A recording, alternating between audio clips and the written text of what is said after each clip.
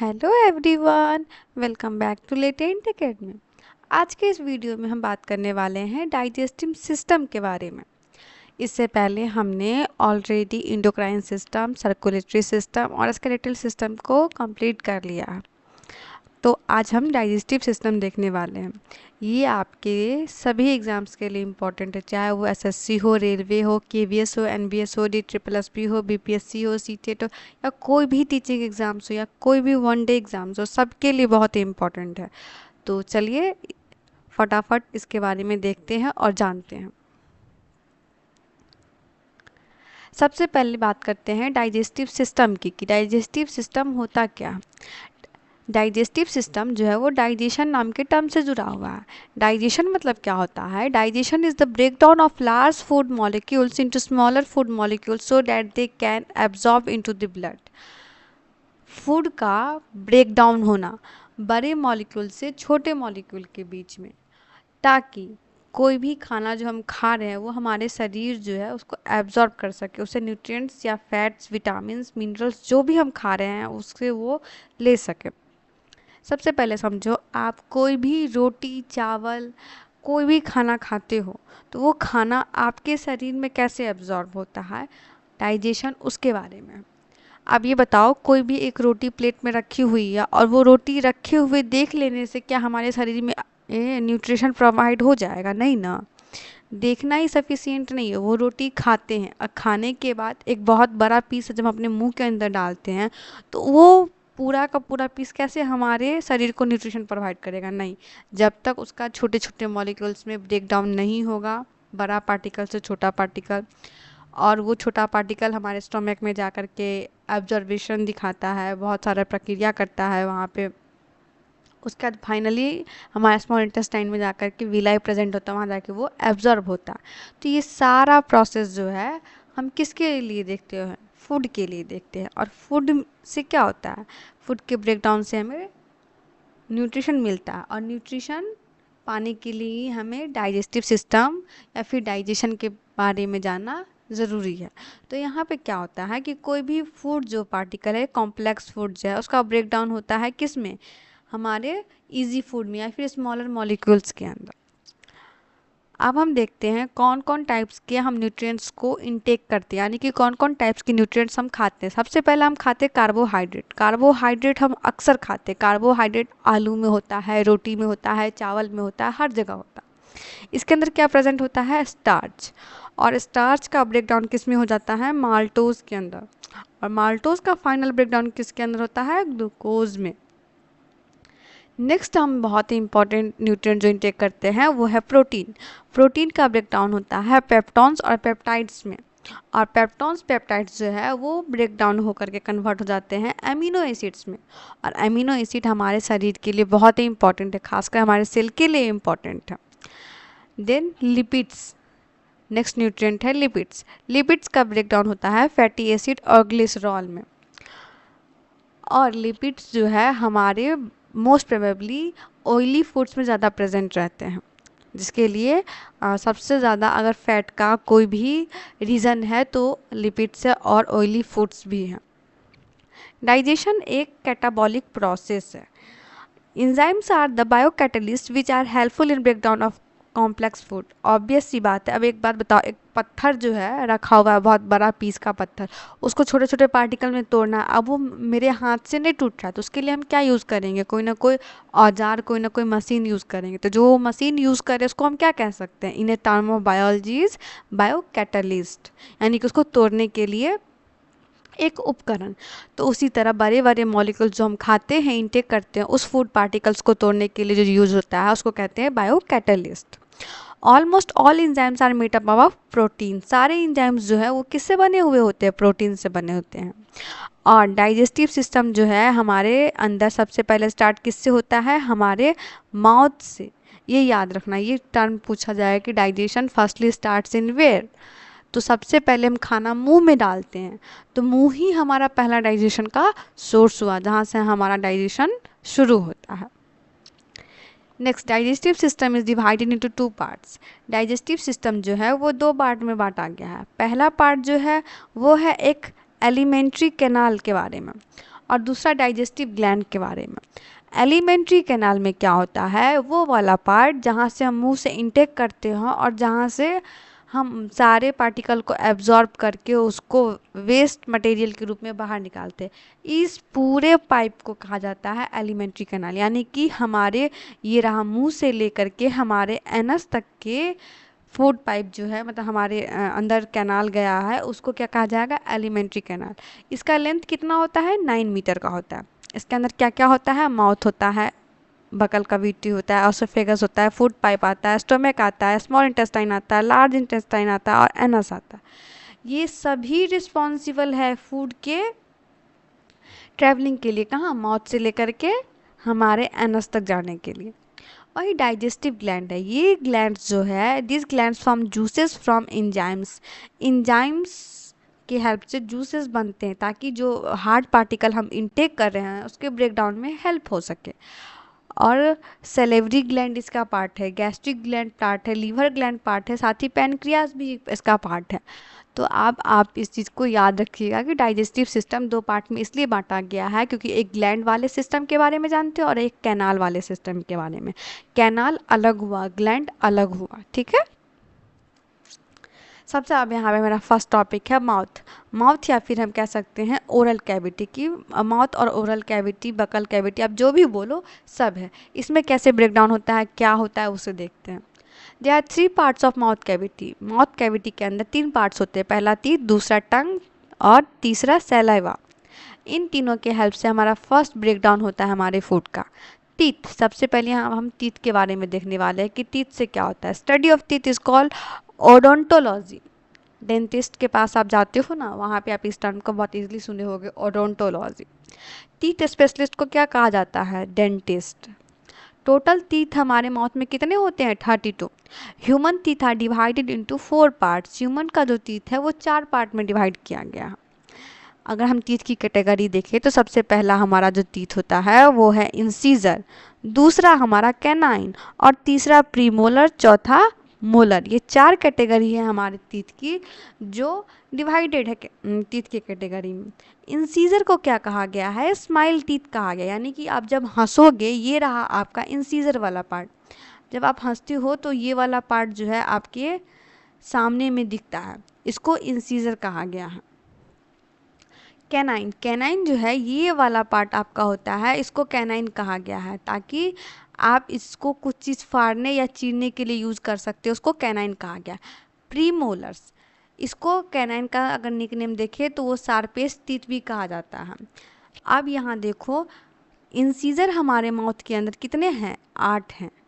मैं आपको काउंट करवाती हूँ। ये हमारा 1 2 3 4, 4 ऊपर है, यहाँ सेम 1 2 3 4, 4 नीचे है हमारे, यानी टोटल ऊपर नीचे मिला करके 8 नंबर में होते हैं इंसीजर। कैनाइन जो होता है वो शार्पेस्ट टीथ है। ये रहा, एक मिनट में आपको इरेज करके दिखा रही हूँ क्योंकि जब इसका अगर मैं ईजिली आपको वो बताऊँ समझने के लिए, तो कैनाइन मोस्ट प्रोबेबली हम लोग पैकेट फूड्स जब यूज़ करते हैं ना, तो सबसे पहले हम यूज़ करते हैं कैनाइन का कि हमें वो फाड़ने के लिए, क्योंकि वो थोड़ा सा शार्प फॉर्म में रहता है। ये रहा हमारा आपका कैनाइन, ये वाला पार्ट हमारा आपका कैनाइन है जो कि किसी न किसी पैकेट फूड को फाड़ने के लिए यूज़ होता है। देख रहे हो यहाँ पे नोकीला टाइप का स्ट्रक्चर बना हुआ है। नेक्स्ट है प्रीमोलर। प्रीमोलर हमारे अंदर कितना होता है, 8 होता है और इसका काम क्या होता है, फूड को चबाने का। ये जो है हमारा प्रीमोलर है, 2 2 4 इधर और ऊपर 2 इधर 2 4। ये हमारे अंदर मेनली फंक्शन प्रोवाइड कराता है कोई भी ग्रिंडिंग का, यानी कि कोई भी चीज़ सबसे पहले हमारे इस प्रीमोलर के पास ही जाता है जहाँ थोड़ा बहुत ग्रिंडिंग स्टार्ट होता है। देन हमारा मेन पार्ट है मोलर, मोलर के पास जाता है। मोलर क्या करता है, उसको ग्रिंड करता है, मिक्स करता है, साथ ही जो हमारे टंग में सलाइवा आ रहा है उसके थ्रू उसको बाइंड अप भी करता है। तो मोलर हमारा कहाँ प्रेजेंट है, ये वाला एरिया में हमारा मोलर प्रेजेंट है। देखो याद रखना, कभी भी बच्चे के अंदर जो होता है वो प्रीमोलर एब्सेंट होता है और मोलर प्रेजेंट रहता है। प्रीमोलर उसको धीरे धीरे कुछ समय के बाद आता है। नाउ कैरेक्टर्स ऑफ टीथ, अब ये बहुत ही इंपॉर्टेंट है, लोग बहुत कुछ पढ़ते हैं लेकिन कैरेक्टर्स भूल जाते हैं टीथ का, आप इसको याद रखना। Human teeth are heterodont. अब आप हेटेरोडोंट क्यों कहा है, मतलब कि ह्यूमन के टीथ का जो शेप है वो अलग है। यहाँ हमारे आगे का दांत जो है वो एक सेम लाइन में होता है, लेकिन वहीं पे एक यहाँ पे हमारे यहाँ कैनाइन रहता है जिसका शेप जो रहता है वो काफ़ी नोकीला रहता है। तो ये दोनों स्ट्रक्चर अलग हो गया। फिर हमारे अंदर प्रीमोलर्स होते हैं, उसका शेप जो होता है वो अलग होता है। फिर मोलर होता है, उसका शेप अलग होता है। तो हमारे माउथ के अंदर डिफरेंट डिफरेंट टाइप के स्ट्रक्चर के टीथ से, इसलिए हमारे दांत को क्या कहा गया है, हेटेरोडोंट। हेटर मतलब डिफरेंट और डोंट मतलब अभी हमने पढ़ा है टीथ, डोंटोलॉजी टीथ के बारे में था। ह्यूमन टीथ है डाइफाइडोंट। डाइफाइडोंट का मतलब क्या होता है कि इसका जो दांत का जो शेप है वो दो पार्ट में बटा हुआ है, यानी कि हमारे अपर लिप्स में भी दांत है और नीचे वाले लिप्स में भी दांत है, यानी कि हमारे माउथ के अंदर ऊपर वाले भाग में भी दांत है प्रेजेंट और नीचे वाले भाग में भी दांत प्रेजेंट है, इसलिए इसको क्या कहा गया है, डाइफाइडोंट। कितने दांत हैं, ऊपर वाले में 20 दांत है और 12 दांत सॉरी यहाँ पे कहा जाता है 20 दांत जो होते हैं हमारे अंदर वो 2 बार आते हैं और 12 दांत जो होते हैं वो हमारे अंदर सिर्फ और सिर्फ 1 बार आते हैं। 20 दांत कौन कौन है हमारे अंदर, इंसीजर, कैनाइन और प्रीमोलर। लेकिन मोलर जो होता है वो ऑल ओवर द लाइफ एक ही बार आता है। बचपन में हमारे और आप सभी के अंदर 20 दांत पहले से होते हैं, धीरे धीरे हम जब भी ग्रो अप होते हैं तो वो धीरे धीरे टूटते जाता है। अब 20 दांत को कौन क्या कहा गया है, मिल्क टीथ या फिर टेम्पररी टीथ। कौन कौन सा टीथ है, 8 तो इंसीजर है जैसा अभी हमने पढ़ा था, 4 कैनाइन पढ़ा था और 8 मोलर पढ़ा था। और कितने प्रीमोलर हमारे अंदर होते हैं, 12 प्रीमोलर होते हैं, लेकिन ये हमारे एडल्ट एज में आता है, मतलब कि जब हम प्यूबर्टी स्टार्ट कर देते हैं उस एज में पहुँचते पहुँचते हमारे अंदर प्रीमोलर आ जाता है। Human teeths are thecodont. अब ये थिकीडोंट मतलब क्या होता है, जो आपको समझने में दिक्कत हो। थेकोडोंट मतलब क्या होता है, हमारे दांत जो होते हैं वो हमारे मसूड़ों में धसे हुए होते हैं, इम्बेडेड होते हैं। Means teeth are deeply embedded in the sockets of jaw, यानी कि हमारे दांत, देखो ये हमारे दांत जो है वो हमारे मस्कूर में बिल्कुल इस तरह से धसे हुए हैं ताकि ये कुछ भी करने पे इजीली निकल नहीं सकता, इसके लिए इसको थिकेडोंट कहा गया। तो अब यहाँ पे मुझे आप सबसे पहले क्लियर करो दो तीन टर्म कि टीथ, आप ह्यूमन टीथ के कैरेक्टर में सबसे पहला क्या बोलोगे कि ह्यूमन का जो टीथ होता है वो सबसे पहले हेटेरोडोंट होता है, दूसरा जो होता है ह्यूमन का टीथ वो डाइफाइडोंट होता है, ठीक है। और तीसरा इंपॉर्टेंट चीज़ जो है ह्यूमन का जो टीथ होता है वो थेकोडोंट होता है। अब हेटेरोडोंट मतलब इसलिए क्योंकि उसका शेप अलग हुआ, ठीक है, जितना का भी शेप है वो अलग है। डाइफाइडोंट इसलिए, डाई मतलब कि वो दो भागों में बटा हुआ है, ऊपर वाले भी भाग में टीथ प्रेजेंट होते हैं, नीचे वाले भाग में भी टीथ प्रेजेंट होते हैं। और थेकोडोंट इसलिए क्योंकि वो एक सॉकेट से एम्बेडेड रहता है, सॉकेट और जॉ के बीच में एम्बेडेड रहता है, इसलिए उसको थेकोडोंट कहा गया है। तो प्लीज़ आप इस चीज़ में कन्फ्यूज़न फील मत करना, एक बार फिर से सुन लेना अगर आपको कन्फ्यूज़न हो रहा हो तो। Now next, wisdom teeth. Wisdom teeth हम सभी के पास होता है, लेकिन इसको एक तरह से वेस्टिजियल ऑर्गन माना गया क्योंकि इस टीथ का कोई यूज़ नहीं होता है। और इसको अगर हम बोलचाल की भाषा में कहें जिसको अकल चौ कहते हैं, अकल चौ, बहुत लोग इसको जानते होंगे, अपने लोकल एरिया में बोलने वाले में बहुत लोग होता है कि इसको अभी अकल चौ हो रहा है या फिर इसको अकल दाँत हो रहा है, जिसका कोई फंक्शन नहीं है लेकिन हर इंसान के अंदर प्रेजेंट होता है। Wisdom teeth are final set of teeth molar that most people get in their late teeth, मतलब क्या बहुत सारे लोगों के अंदर जो होता है ये टीथ मोलर का ही सेट होता है, लेकिन बहुत सारे के अंदर मोलर जब निकलते हैं हमारे टीनेजर के टाइम में तब ये नहीं निकलता है, उनके अंदर ही रहता है, और कुछ लोगों में हमारे टीनेजर के टाइम में ही निकलना शुरू हो जाता है। विजडम टीथ को आप मोलर टीथ भी कह सकते हैं क्योंकि ये मोलर के साथ ही रहता है, और हमने अभी पढ़ा ना प्री मोलर बचपन में आता है पर मोलर बचपन में नहीं आता है। Wisdom teeth are the vestigial organ. Vestigial organs क्या क्या होते हैं, वेस्टिजियल ऑर्गन जिनके होने से भी और ना होने से भी हमें कोई फ़र्क नहीं पड़ता है, यानी वो प्रेजेंट है तो भी हम उससे कोई फंक्शन नहीं कर रहे, और वो हमारे अंदर एब्सेंट है तो भी हम उससे कोई फंक्शन परफॉर्म नहीं कर रहे, उसको वेस्टिजियल ऑर्गन कहते हैं। अब ह्यूमन बींग्स के अंदर कौन कौन से वेस्टिजियल ऑर्गन्स होते हैं उसके बारे में देखते हैं। तो सबसे 5 मेजर वेस्टिजियल ऑर्गन्स हमारे अंदर प्रेजेंट है। सबसे पहला तो हमारा ये अकल चौ यानी विजडम टीथ है। दूसरा हमारा हेयर, आप देखते होंगे बहुत लोग को बहुत बड़ी बालों का शौक होता है, कुछ को बहुत छोटे बालों का शौक होता है। तो हेयर से कोई हम स्पेसिफिक टास्क परफॉर्म नहीं कर रहे होते, हमारा डेली लाइफ हेयर से कुछ नहीं कर रहा होता है, तो इसके लिए इसको वेस्टिजियल ऑर्गन माना गया है। तीसरा है हमारा आउटर ईयर मसल्स जो है पिना, यानी जहाँ हम कान में बाली वगैरह पहनते हैं उसको पिना कहा गया। तो उसका भी कोई इम्पोर्टेंस नहीं है हमारे लाइफ में, लेकिन फिर भी हमारे शरीर में प्रेजेंट है, तो इसको वेस्टिजियल ऑर्गन्स के रूप में ही माना गया। चौथा अपेंडिक्स, आप सबने बहुत लोगों से सुना होगा कि उसने अपेंडिक्स का अभी अभी हाल ही में ऑपरेशन करा, उसका अपेंडिक्स में स्टोन था, ये था वो था, तो डॉक्टर इसको ईजिली हटा देता है। अपेंडिक्स एक तरह का हमारे लिए जहर की थैली है जो हमारे अंदर प्रेजेंट होता है। अगर अपेंडिक्स बाय मिस्टेक कभी भी फूट जाता है या फट जाता है तो हमारे पूरे शरीर में पॉइजन फैल जाता है। तो जैसे हम सेल के कॉन्टेक्स्ट में लाइजोसोम्स को पढ़ते हैं, उसी तरह ये इंसान के कॉन्टेक्स्ट में अपेंडिक्स भी लाइजोसोम जैसा ही होता है, या इसको सुसाइडल बैग भी आप कह सकते हो, लेकिन इसका कोई खास फंक्शन हाँ नहीं है हमारे अंदर। Next is a tail bone. अब आप बोलोगे कि क्या इंसान के अंदर टेल बोन प्रेजेंट है? जी हाँ, एज ए एंसेस्टर हमारे जो थे वो मोस्ट प्रोबेबली चैम्पेंजी और मंकी थे, तो उनके अंदर टेल प्रेजेंट था और अभी भी प्रेजेंट है। पर जैसे जैसे हम इवॉल्व होते गए, इवोल्यूशन हमारे अंदर आते गया, तो हमारे बोन का भी स्ट्रक्चर बदलते गया, लेकिन हमारे अंदर आज के भी डेट में टेल बोन प्रेजेंट होता है। भले ही वो होता है, उसका कोई फंक्शन नहीं होता है, इसलिए हम उसको किसके अंदर काउंट करते हैं? वेस्टिजियल ऑर्गन के अंदर।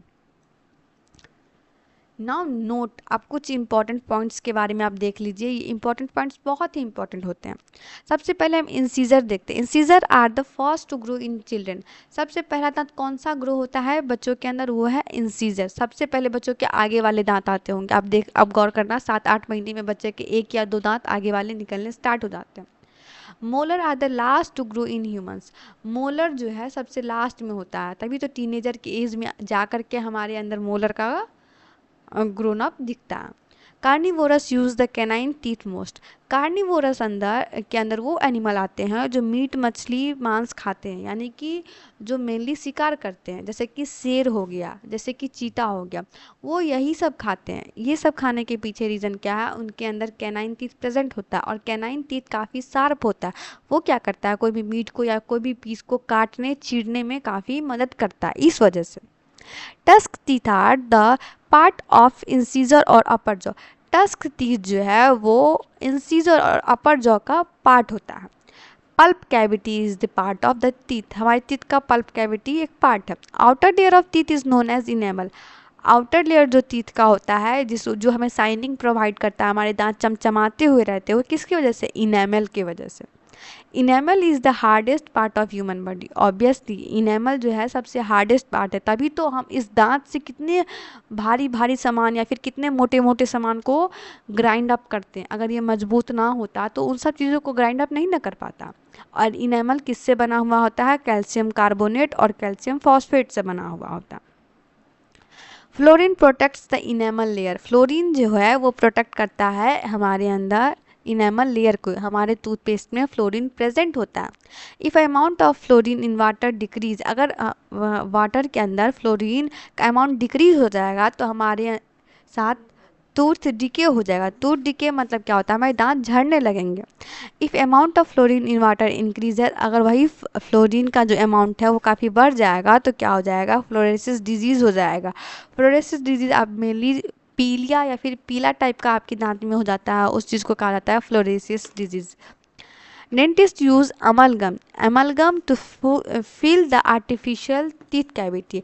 डेंटिस्ट अमलगम का इसलिए यूज़ करते हैं क्योंकि कोई भी कैविटी बना हुआ होता है टीथ के अंदर, उसको फिलअप करने के लिए। नाउ नेक्स्ट, अब हम डेंटल फार्मूला देखने वाले हैं। डेंटल फार्मूला किसके अंदर? बच्चों के अंदर और एक एडल्ट के अंदर। देखो, अगर हम बच्चों की बात करते हैं तो बच्चों के अंदर जो होता है वो प्रीमोलर एब्सेंट होता है। प्रीमोलर एब्सेंट हुआ यानी कि उनके अंदर सिर्फ और सिर्फ 20 दांत प्रेजेंट हैं। तो उनका जो फॉर्मूला हो जाएगा वो हो जाएगा incisor, canine, premolar and molar, ऐसे करके ये बनता है। और upon same incisor, canine, premolar और मोलर इंटू 2 होता है, इसलिए उनका क्या हो जाएगा, टीथ का सेट जो है सिर्फ और सिर्फ 20 रहता है। वहीं एडल्ट के अंदर क्या होता है, सारे टीथ प्रेजेंट होते हैं। तो उनके फॉर्मूले हैं 2 1 2 3। 2 हमारे इंसीजर, देन 1 कैनाइन और 2 प्रीमोलर और 3 मोलर, ये होता है। सेम ऊपर वाले जॉ का, नीचे वाले जॉ का, दोनों को, तो उसको उसका सेट ऑफ टीथ कितने का होता है, 32 का होता है। अब हम बात करते हैं टंग की। टंग यानी कि जीभ। टंग मेनली रिस्पॉन्सिबल है टेस्ट के लिए। Tongue is a taste bud organ. यहाँ पे हमने देखा कि टंग को टेस्ट बड ऑर्गन कहा गया। टंग इज अ मस्कुलर ऑर्गन, साथियों मस्कुलर भी होता है। टंग में किसी प्रकार की कोई हड्डी प्रेजेंट नहीं होती है। टंग एक सेंसरी ऑर्गन है। इसका लेंथ कितना है, 10 centimetre. It attracted to hyoid bone in the throat. हमने स्केलेटल सिस्टम में हायोड बोन के बारे में पढ़ा था। हायोड बोन जो है वो यू शेप्ड का होता है और हमारे गले में होता है। यही टंग को पकड़ के रखता है, यही टंग के जुड़ाव के लिए इम्पॉर्टेंट है। Count of taste bird in अ टंग। हमारे टेस्ट बर्ड के अंदर कितना हमारे टंग के अंदर कितने सारे टेस्ट बर्ड्स होते हैं, ऑलमोस्ट 2000 से 3000। तभी तो हम तरह तरह के डिशेज़ को कैसे समझते हैं, कैसे जानते हैं कि अच्छा ये वो डिश है, वो डिश है, हमारे टेस्ट बर्ड्स की वजह से ही। Count the taste bud is more in girl than the boy. लड़कियों के अंदर टेस्ट बर्ड ज़्यादा होता है कंपेरेटिव टू बॉयज़, इसीलिए तो लड़कियां काफ़ी चटोरी होती है और काफ़ी ज़्यादा खाने पीने की शौकीनदार होती है। देखो इस फिगर में हम देखते हैं हमारा अपर वाला जो ये पार्ट है, ये वाला पार्ट, ये मेनली स्वीट के लिए रिस्पॉन्सिबल है। देखो आप कभी भी एक बात नोटिस करना, आपने कभी भी आइसक्रीम खाया तो सबसे पहले जो लिक किया वो अपर वाले पार्ट से ही किया। कभी भी आपने यहाँ मुंह के अंदर डाल के आइसक्रीम नहीं खाया, सबसे पहला अगर बाइट खाया सबसे पहले आगे वाले भाग से, तभी तो आपको आइसक्रीम मीठा लगता है। वहीं आपने जब भी नींबू खाया तो नींबू हमेशा जीभ पे आकर के आपके साइड वाले एरिया से जाता था, तो वहाँ पे आपको खटापन का फील आता है, ठीक है। और जब भी आपने नमक खाया तो नमक का जो टेस्ट होता है वो आपके नीचे वाले भाग में आता है, वहाँ जाकर के आपको नमकीन है या फिर मीठा है पता चलता है। और करवाहट जो है वो आपको इस एरिया में फूड आ करके अपने आप पता चलता है कि ये करवाहट है। अगर आप नोटिस करके देखना, कभी भी सबसे पहले नमक ले लेना, ठीक है, और नमक लेने के बाद आप अपने इस आउटर पार्ट से नमक का टेस्ट करके देखना। आपको जस्ट 1 सेकंड 2 सेकंड में टेस्ट नहीं पता चलेगा कि वो सॉल्टी है, सोर है या फिर बीटर है, वो आपको उस वक्त में स्वीट ही लग रहा होगा। लेकिन जैसे ही नमक जो है आपके इस नीचे वाले भाग में पहुंचेगा, देखना आपको ज़रूर वो सॉल्टी लगेगा। Salivary gland. आप सैलिवरी ग्लैंड के बारे में देखते हैं। They secrete 1 to 1.5 litre of saliva per day. हमारे मुंह के अंदर जो सलाइवा रहता है वो कौन सा सिक्रीट करता है, सैलिवरी ग्लैंड सिक्रीट करता है। Saliva is sticky because of mucus. हमारे मुंह के अंदर म्यूकस प्रेजेंट है, इसके लिए सलाइवा जो है वो स्टिकी है। pH value of saliva is 6.8. When the pH value of saliva falls below 5.5, teeth start decaying. अगर हमारे सलाइवा का pH 5.5 से नीचे चला जाता है तो हमारे दांत झड़ने के आसार बहुत ज़्यादा शुरू हो सकते हैं।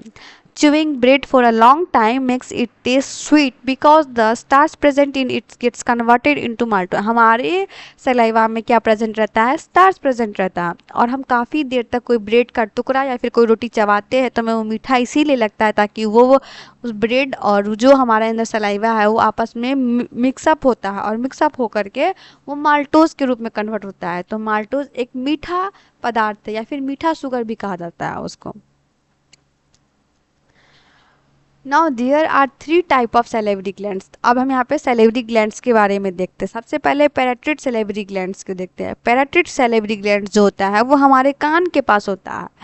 ये सबसे लार्जेस्ट सैलिवरी ग्लैंड है हमारे माउथ के अंदर, और ये जो है हमारे कान के पास इसलिए जुड़ा हुआ रहता है क्योंकि ये बड़ा है। बड़ा चीज़ एक प्रोटेक्टिव वे में रहे इसके लिए उसका स्पेस जो है हमारे कान के पास है।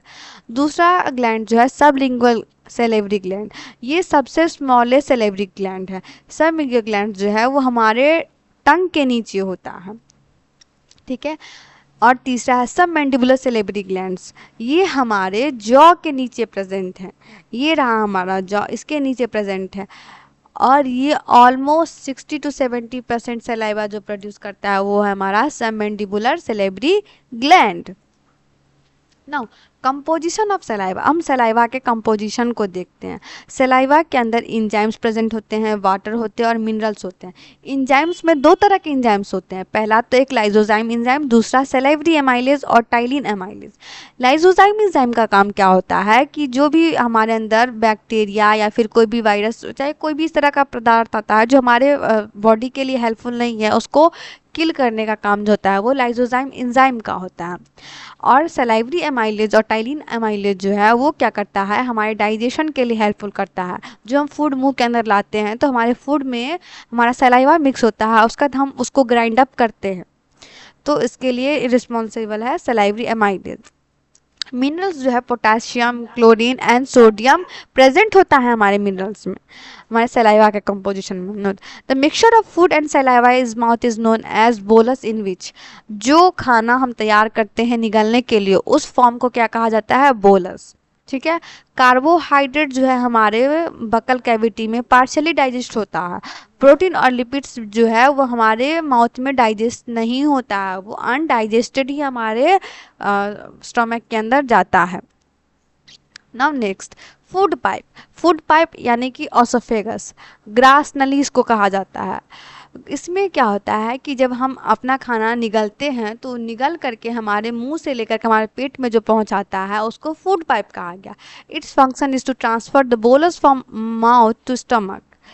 Length of the food pipe is 25 centimetre और lining of the food pipe is made up of epithelial tissue. देखो सबसे इंपॉर्टेंट क्वेश्चन यही है कि हमारे फूड पाइप का जो लाइनिंग है वो कौन से टिश्यू से बना हुआ होता है, एपिथेलियल टिश्यू से बना हुआ होता है। The food is transferred into the stomach from the mouth through peristaltic movement. क्रमाकुंचन कहा जाता है इसको हिंदी में। हमारे फूड पाइप के अंदर हमारा फूड पाइप ऐसे रहता है, लेकिन वही जब हमारा कोई खाना हमारे अंदर आता है तो फूड पाइप ऐसे ऐसे करके उस खाने को हमारे स्टोमक तक पहुंचा देता है। इसी प्रोसेस को क्या कहा गया है, पेरिस्टालिक मूवमेंट, कि जब फूड पाइप सीधा है वो सीधा फॉर्म से धीरे धीरे अंदर जाता है। ये एक इनवॉल्यूंटरी मूवमेंट है, इसमें कॉन्ट्रैक्शन रिलैक्सेशन होता है मसल्स का, और ये उस खाने को डाइजेस्टिव ट्रैक यानी कि हमारे स्टोमक के पास पहुंचाता है। हमारे फूड पाइप में एपिग्लोटिस नाम का भी चीज़ प्रेजेंट होता है। एपिग्लोटिस का काम क्या होता है, ये एक प्रकार का ढक्कन है जो कि विंड पाइप के ऊपर प्रेजेंट होता है। विंड पाइप यानी कि हमारे मुंह के अंदर फूड पाइप और विंड पाइप दोनों साथ में जुड़ा हुआ है। तो अब ये बताओ, विंड पाइप से तो हम सांस लेते हैं, अगर हमारे सांस लेने के द्वार में कोई खाना चला जाएगा तो क्या हम जीवित बचेंगे? नहीं ना। इसीलिए बहुत बार कहा जाता है, बड़े बुजुर्ग कहते हैं कि खाना खाते वक्त मुंह बंद करके रखा करो, ताकि तुम्हारे मुंह के अंदर खाना जो है वो फूड पाइप से स्टोमक के पास पहुंचे, ना कि आपकी विंड पाइप में पहुंच जाए। तो विंड पाइप में हमारा खाना ना जाए इसके लिए हमारे अंदर एपिग्लोटिस प्रेजेंट होता है, ठीक है। एपिग्लोटिस क्या करता है, उसको कवर अप करके रखता है। A flap of cartilage in the throat that covers the larynx and prevents food and drinks from entering the lungs. Next is stomach. Stomach का काम क्या है उसके बारे में देखते हैं। Food can stay up to 3 to 4 hour. हमारे पेट में खाना 3 से 4 घंटे तक रहता है। इसका शेप जो है वो जे लेटर का है और इसका पीएच वैल्यू 1 से लेकर के 1.5 होता है। इसके अंदर cardiac part of stomach is connected to the food pipe. देखो ये वाला पार्ट जो है कार्डिक का, ये कनेक्टेड है किससे, फूड पाइप से कनेक्टेड है। और पाइलोरस वाला पार्ट जो है वो कनेक्ट है किससे, हमारे स्मॉल इंटेस्टाइन से कनेक्टेड है। Mucus layer in stomach protects it to one from HCl। हमारे पेट के अंदर म्यूकस प्रेजेंट होता है। म्यूकस इसलिए क्योंकि हमारे पेट के अंदर जो है HCl एसिड प्रेजेंट है, तो म्यूकस जो है उस एसिड से हमें बचाने के लिए म्यूकस का लेयर बना हुआ आता है। Gastric glands are present in stomach are they secretes gastric juice. Gastric gland जो हमारे स्टोमक के अंदर है वो क्या सिक्रीट करते हैं, गैस्ट्रिक जूस का। गैस्ट्रिक जूस जो है वो 2 टाइप्स के होते हैं। पहला तो ऑक्जेंटिक, पैराइटल सेल और दूसरा chief cell of peptic cell. Oxyntic parietal cell जो है वो क्या करता है, HCl का फॉर्मेशन कराता है, और चीफ पेप्टिक सेल जो है वो जो है इंजाइम को सिक्रीट करता है। कौन कौन से इंजाइम, रेनिन नाम के इंजाइम और पेप्सिन नाम के इंजाइम। रेनिन इंजाइम जो है वो मिल्क के डाइजेशन के लिए इंपॉर्टेंट होता है, ठीक है।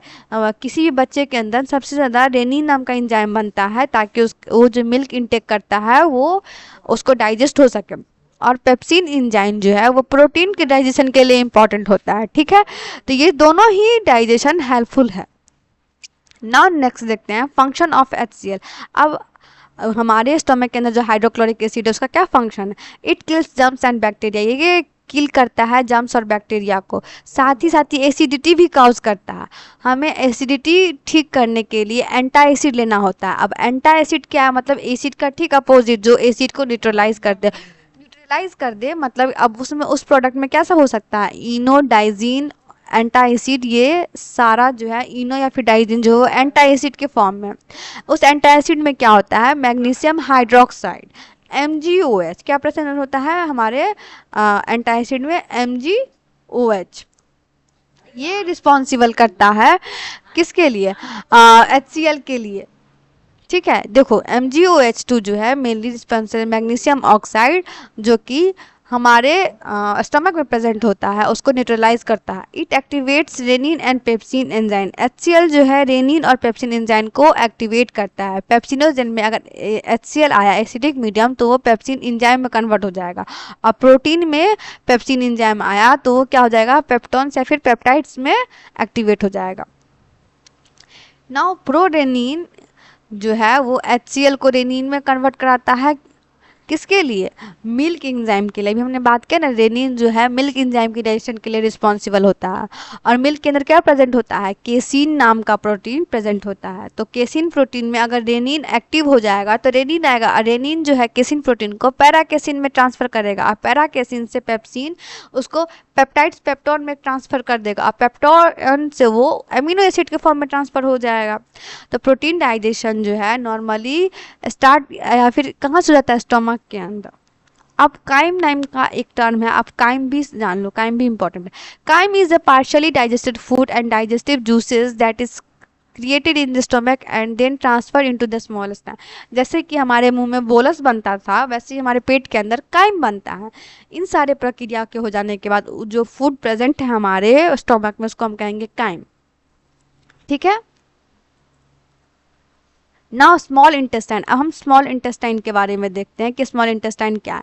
इसका लेंथ जो है स्मॉल इंटेस्टाइन का वो 6 से 6.25 मीटर का है। इसका डायमीटर ऑलमोस्ट 1 इंच का होता है। तो आप बोलोगे कि स्मॉल इंटेस्टाइन तो 6 मीटर का है, इतना लंबा है, फिर इसको स्मॉल इंटेस्टाइन क्यों कहा गया। क्योंकि देखो इसका जो डायमीटर है ना काफ़ी छोटा है, लेकिन लार्ज इंटेस्टाइन का डायमीटर बहुत बड़ा है, इसके लिए उसको लार्ज कहा गया और इसको स्मॉल कहा गया। स्मॉल इंटेस्टाइन में 3 पार्ट्स होते हैं, कौन कौन से, पहला तो ड्यूडेनम, दूसरा जेजनम और तीसरा इलियम, ठीक है। ड्यूडेनम जो है addition of juice in food from the liver and pancreas. Liver और पैनक्रियाज से जो जूस आता है वो फूड में मिक्सअप होता है, उसके लिए रिस्पॉन्सिबल है क्या, हमारा ड्यूडेनम। ड्यूडेनम में ही ऐसा होता है, ठीक है। जेजनम का कोई खास फंक्शन परफॉर्म नहीं होता। इलियम सबसे मेजर पार्ट का फंक्शन परफॉर्म करता है। इलियम में सबसे ज़्यादा वो डाइजेशन का प्रोसेस इसलिए होता है क्योंकि ये एब्जॉर्ब करता है न्यूट्रिएंट्स को। इसके अंदर विलाई प्रेजेंट होता है। विलाई जो है वो किस तरह का है, फिंगर लाइक प्रोजेक्शन उसका है, वो ऐसे ऐसे। इससे क्या होता है, एब्जॉर्प्शन एरिया जो है वो हमारे स्टोमक का स्मॉल इंटेस्टाइन के अंदर बढ़ता है, तो वो ऑलमोस्ट एब्जॉर्प्शन के लिए रिस्पॉन्सिबल होता है। Now next liver. लीवर जो है वो एक ग्लैंड है, ठीक है। Liver is a part of digestive system. Study of liver is called the hepatology. Cells of the liver are known as hepatic cells. Hepatic cells have a maximum rejection. देखो हमारे liver के अंदर सबसे ज़्यादा rejection power होता है। अगर एक छोटा सा लीवर का टुकड़ा मिल जाए, किसी का लीवर खराब हो, तो वो लीवर को रिजेनरेट करके एक पूरा लीवर बना सकता है। लीवर का वेट कितना होता है 1.5 से 1.7 kg। Liver is the largest and heaviest internal organ. Liver एक ऐसा लार्जेस्ट और हैवीएस्ट इंटरनल ऑर्गन होता है, ऑलमोस्ट 1 से 1.5 kg का लीवर प्रेजेंट है हमारे अंदर। हमारे अंदर ब्रेन भी ऑलमोस्ट इतना ही होता है, उससे थोड़ा सा ज़्यादा कम हो सकता है। Liver is the largest gland of human body. जितने भी ग्लैंड हमारे ह्यूमन बॉडी में उसमें सबसे लार्जेस्ट ग्लैंड जो है लीवर है। Liver secretes bile juice. Liver क्या सिक्रेट करता है? बाइल जूस, वो भी कितने क्वांटिटी में 600 से लेकर के 800 ml पर डे सिक्रीट करता है। इसका कलर ग्रीन होता है क्योंकि इसके अंदर बिलिरुबिन नाम का पिगमेंट प्रेजेंट होता है, इसलिए इसका कलर ग्रीन होता है। Excess amount of bile juice store in gall bladder. और जो एक्सेस अमाउंट में बाइल जूस बनता है वो कहाँ स्टोर हो जाता है? गॉल ब्लैडर के अंदर। Composition of bile juice. अब बाइल जूस में क्या सब रहता है वो देखो, फॉस्फोलिपिड रहता है, वाटर रहता है, कोलेस्ट्रॉल रहता है और बाइल सॉल्ट रहता है। बाइल सॉल्ट किससे बना हुआ होता है? सोडियम ग्लाइकोलेट और सोडियम कार्बोनेट से, ठीक है, सॉरी सोडियम कैल्शियम से। There is no enzyme present in a bile juice. Bile juice के अंदर कोई भी एंजाइम प्रेजेंट नहीं रहता है। Bile juice is helpful in digestion of food due to presence of bile salt. Bile juice जो है वो डाइजेशन में हेल्पफुल है क्योंकि बाइल सॉल्ट्स बनता है।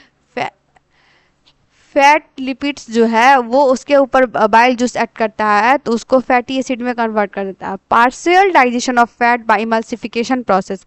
इमल्सिफिकेशन प्रोसेस से डाइजेशन जो है फैट का पार्शियली डाइजेशन स्टार्ट हो जाता है। नाउ पैनक्रियाज के बारे में देखते हैं। पैनक्रियाज जो है उसको क्या कहा गया है? Mix gland. Pancreas is a leaf like structure. देखो ये बिल्कुल एक लीफ लाइक स्ट्रक्चर है ना, ऐसे करके लीफ का स्ट्रक्चर होता है, ये बिल्कुल इसी के जैसा है। Pancreas secretes pancreatic juice and aids it to the food in duodenum. Pancreas जो है वो सिक्रीट करता है पैनक्रियाटिक जूस को और ऐड कहाँ होता है? ड्यूडेनम के अंदर। Quantity of pancreatic juice is 1 litre per day. Pancreatic juice के अंदर क्या सब होता है? एमाइलेज एंजाइम, लाइपेज एंजाइम और ट्रिप्सिन एंजाइम। एमाइलेज एंजाइम जो है वो डाइजेशन करता है कार्बोहाइड्रेट का और लाइपेज जो है वो लिपिड का डाइजेशन करता है, वही ट्रिप्सिन जो है वो प्रोटीन का डाइजेशन करता है, ठीक है। ये कंपोजिशन दिया हुआ है, आप उसको देख भी सकते हैं, कोई खास नहीं है आपके लिए। Now, small intestine also secretes its intestinal juice, which have 3 enzymes. First is sucrase, second is maltase, and third is lactase. Small intestine जो है also 3 और intestinal juice secrete करता है। पहला है sucrase, दूसरा maltase और दूसरा lactose। sucrase जो है उसको digestion of sucrase कहते हैं और maltase को digestion of maltase। digestion of lactose called the milk sugar। sucrase के अंदर ग्लूकोज और फ्रुक्टेज का कॉम्बिनेशन होता है, वही माल्टोज के अंदर ग्लूकोज और ग्लूकोज का कॉम्बिनेशन होता है और लैक्टोज के अंदर ग्लूकोज और ग्लैक्टोज का होता है। Now next ilium. इलियम जो है वो सबसे इलियम है जो इंटेस्टाइनल स्मॉल इंटेस्टाइनल का पार्ट है, ये एब्जॉर्ब करता है न्यूट्रिएंट्स को, ठीक है, और जितना भी फूड पार्टिकल है उसका एब्जॉर्प्शन हमारे स्मॉल इंटेस्टाइन में होता है। और किसके हेल्प से? इलियम की हेल्प से। इलियम के अंदर फिंगर लाइक प्रोजेक्शन प्रेजेंट होता है जिसको क्या कहा गया है? विलय कहा गया।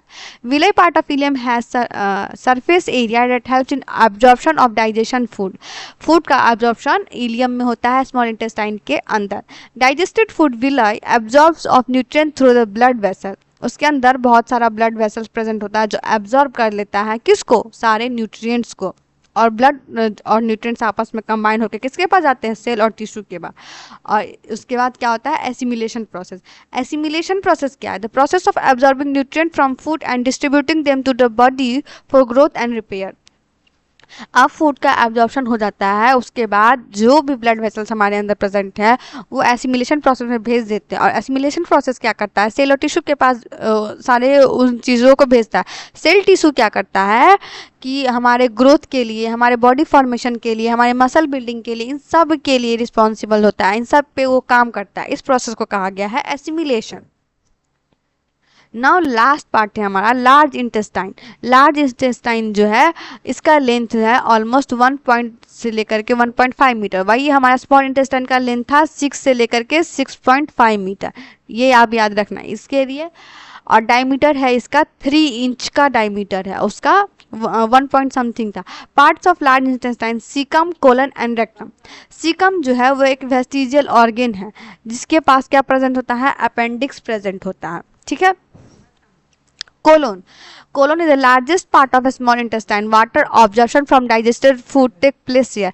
Largest small intestine जो है, स्मॉल इंटेस्टाइन के अंदर कोलोन प्रेजेंट है, जो कि लार्जेस्ट पार्ट है किसका, कोलोन एक लार्जेस्ट पार्ट है स्मॉल इंटेस्टाइन का। इसके अंदर वाटर का ऑब्जर्प्शन होता है और डाइजेशन होता है फूड का। नाउ अबडक्टम, अबडक्टम क्या है, सारे पार्ट का last portion.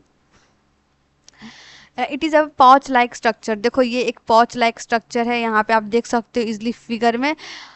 Waste food store here for some time till excreting it out through the anus part. और जब सारा प्रक्रिया हो जाता है तो जो फूड हम एब्जॉर्ब कर लिए, अब वो लास्ट पार्ट में बचा हुआ है उसको हम अपने बॉडी से वेस्ट आउट करते हैं। उसको क्या कहा जाता है, कौन से पार्ट में वो स्टोर रहता है, वो रेक्टम में, और एनस के थ्रू वेस्ट आउट होता है। सीकम और कॉलन जो है वो किसका हाउस है, एस्टेरिया कोलाई का। एस्टेरिया कोलाई एक गुड बैक्टीरिया है हमारे अंदर जो प्रेजेंट होता है। इसका फंक्शन क्या होता है उसके बारे में देखो। They get mixed with digested food and converted into waste food. Escherichia coli जो है वो वेस्ट फूड में हमारे जो एब्जॉर्बेड फूड प्रेजेंट है उसको कन्वर्ट करता है। ये एक सिम्बायोटिक रिलेशन परफॉर्म करता है। Escherichia coli bacteria form some quantity of vitamin K and B12 in our body and in rectum, in return they take food from our body. Escherichia coli जो है वो हमारे बॉडी के अंदर vitamin के और विटामिन B12 का formation करता है, और उसके बदले में क्या करता है, हमारा जो वेस्ट प्रोडक्ट हमारे बॉडी का बना हुआ है उसको वो इनटेक करता है। ठीक है, तो इसीलिए जितना ज़रूरत उसके लिए खाना है हमारे लिए विटामिन B12 और विटामिन के का बनना है। तो दोनों के बीच में सिम्बायोटिक रिलेशन देखा गया। This relation where help both parties involve benefit from the interaction is known as symbiotic relation. Symbiotic relation में दोनों को ही हेल्प मिलता है। तो दोस्तों ये रहा पूरा डिटेल वर्जन हो आपका डाइजेस्टिव सिस्टम का। होपफुली आपको ये वीडियो पसंद आया हो, और प्लीज़ बहुत मेहनत लगती है, आपसे गुजारिश से लाइक करें, शेयर करें एंड सब्सक्राइब करें, क्योंकि आपका लाइक शेयर और सब्सक्राइब में बहुत मोटिवेशन प्रोवाइड करती है।